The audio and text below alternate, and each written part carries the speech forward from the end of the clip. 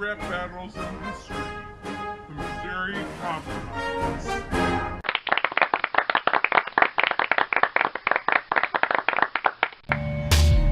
You may say this debate only concerns the fate of a state, but I state this state of a country we could create, where one side is unable to fairly communicate. The southern slave only class will only dominate. All I see right here is evil, there ain't no positive good. Keep your slaves and all your racism in southern neighborhoods. Matter of fact, why don't you stop right there on your tracks? Cause the scars on their backs ain't ever gonna retract.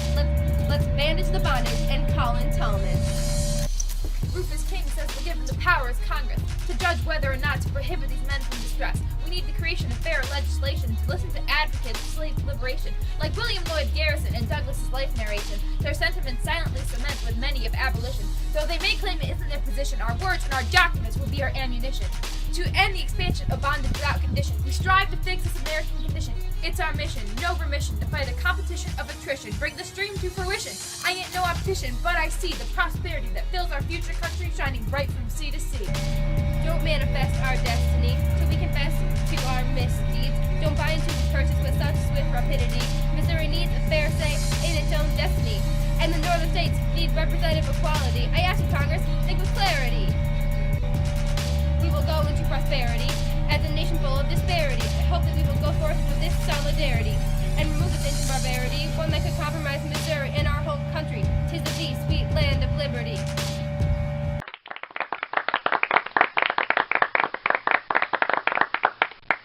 My country 'tis the one I see that allows us such a right to be free, allows me to oversee and to underscore the necessity of these workers to my work, and these work to my workers. They feel a certain dignity working with security.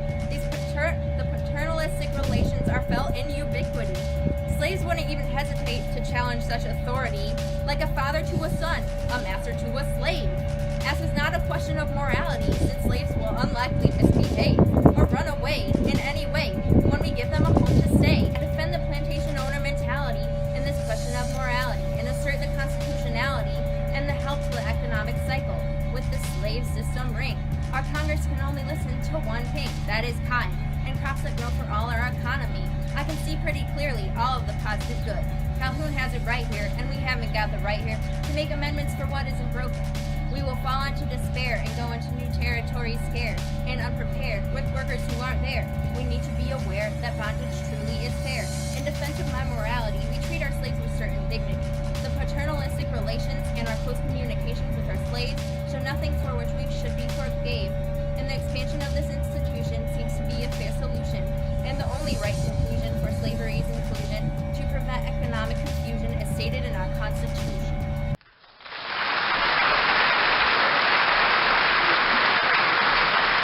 Be a fisherman, but I sense great tension on debate. This country has the fate of going to the fishes if all our wishes aren't listened to and if fairness ain't catered to. So I ask you, Congressman, what do you suppose we do? But I think that this review will give a little clue. So the country on our hands is split between demands. One leaves labor and slavery's hands. The other leaves freedom in every new land. But the South has their ways with which the North has disagreed. Yet the right to choose is American liberty. With such an independent slave economy and with such a call for examining morality, I believe only moderation can save this distraught nation from rebellion like the Haitians of not only blacks but white and Caucasians. In future decades, we could be facing a threat to the Union with complications of slavery at the forefront and fighting on the home front. And in order to spare the Union from such a brunt, I declare the need of a compromise between the sides.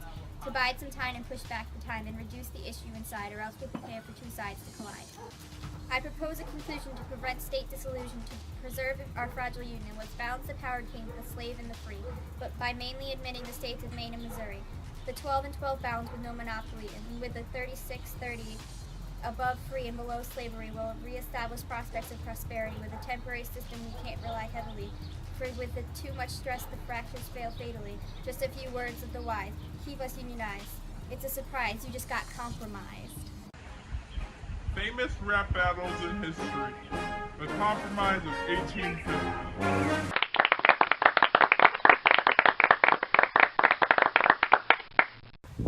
It's quite the eyesore, the blemish of no liberty. Southwestern territory acquired seems a blessing, but the problems on the east are only progressing. The more land we get, the less we can forget that these humans are not pets, but slaves grow in numbers yet. The slave trade is outdated, the first point that I argue. How can the North participate in actions that are so crude? And secondly, California needs to come in free. We need this asset to assure that morality will be free to be delivered to every slave released. And the American soil isn't free like we planned. If slaves take all our jobs, how are we going to stand to live in a country with growing demand for a job to be found by every free man? And free should be every man on American lands. We need a provision of the proviso to let every man from here on go. In the West lands, the need stands, but through debate it remains a no. Where is the freedom our fathers found? Is there none left to go around, especially on the Capitol ground? The nation needs a termination of this peculiar trade that we found to be so essential once. That slave filled every town, but that old age isn't now. We've grown by leaps and bounds. We need our country to make a vow to stop this trade. And as for fugitives and slaves we can't return, for this goes against everything that we learn. And we teach and we preach that God creates us equal. The sequel to Missouri has got to find in our people the morals of the church in the steeple. And the freedom, that's America's staple. For an end to this peculiar institution, take the time to amend the Constitution. Free soil and abolition seem the only true solution.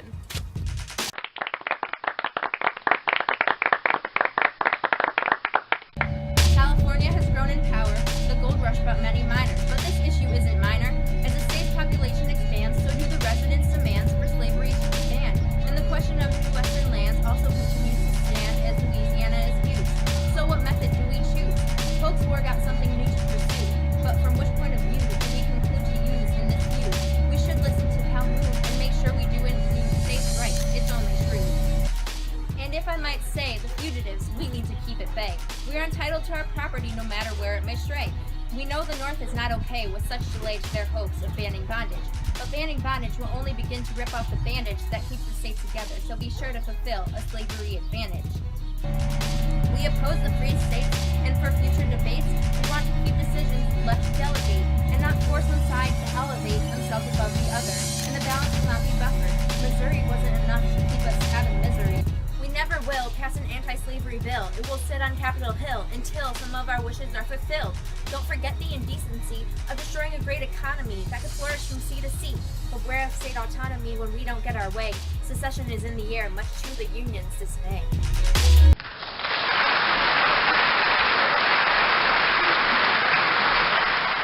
Missouri wasn't enough. I'm here for you once again. I'm the 3630 hero to bring this fight to an end. With thoughts of moderation and a mind on pacification, let's start first things first with a new state creation. Free California and its gold fortune will assert the free slave proportion. It seems like deja vu. I've seen this all before, but this time instead it's not easy to ignore. A simple line won't do it. We'll need a whole lot more. An entire new concept to promote equality, a fair opportunity called popular sovereignty, to soothe tensions of debate over Mexico territory. The imbalance of slavery won't satiate southern states. Since we have free California, we need to neutralize this debate. I know this is an act the Northerners will hate, but Webster says it's necessity for the Union's fate. For enforcement of the Fugitive Slave Act to initiate, the North is repulsed by the trade in the capital. Selling slaves in the North is treating humans like animals. Although this trade to the South is very valuable, the North needs something for this trade off to seem tangible. Though the Texas dispute lands, the debate seems laughable. In a shadow of this debate, we'll clear up the borders before it becomes too late.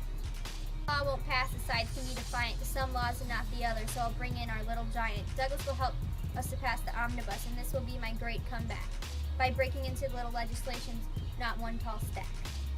Although this compromise will preserve and salvage the Union, for the problems here there is only a temporary solution. I feel autumn in the air and cold winds and great gusts. There's ice in the zeitgeist, so winter may fall upon us.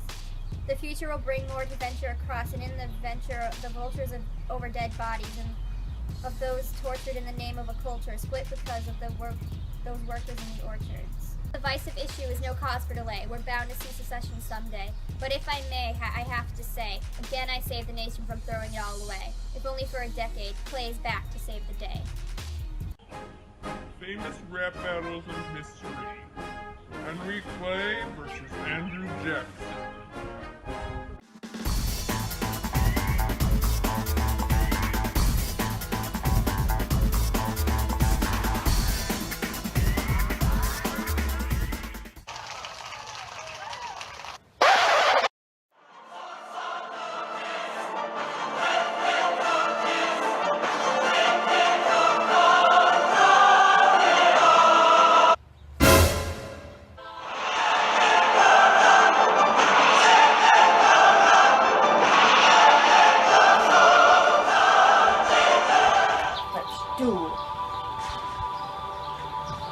Take it to the streets.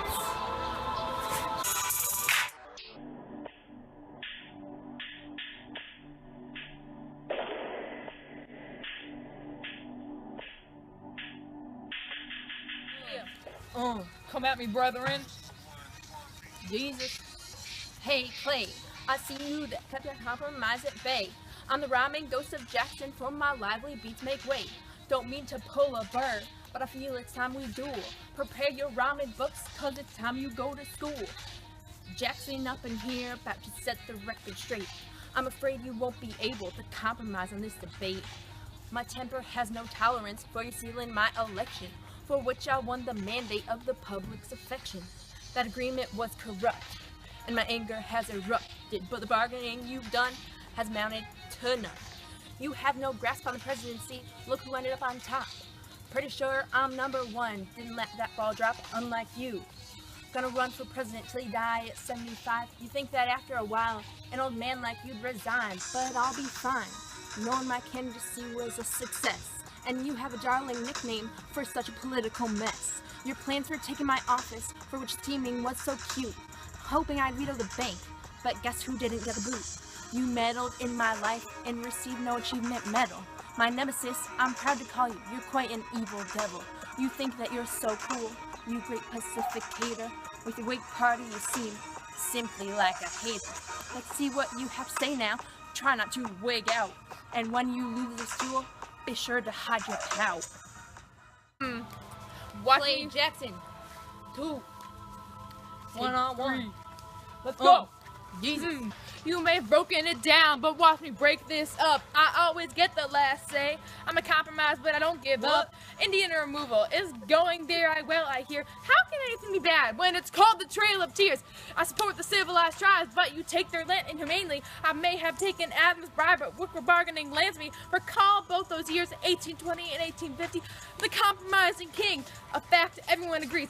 I transformed the speaker's position. What did you do in your reign? Did you create the American system? No, you flushed that down the drain. Public works and the bus charter were genius plans, and you know it. I might have kicked you out of office. I'm surprised you didn't blow it. You bankrupted the bank and vetoed like a fiend, destroying the great institution with your anti-business machine. In 1837, the panic filled the nation. You must know that that veto was one of the main causations. It's easy to see I've won this duel. I know I made your blood boil. But what is that you say? The victor goes the spoils. I may have failed as president, but you failed just the same.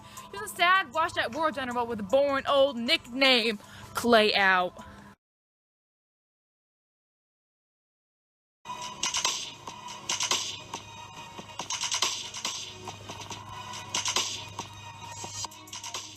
Jackson in your face.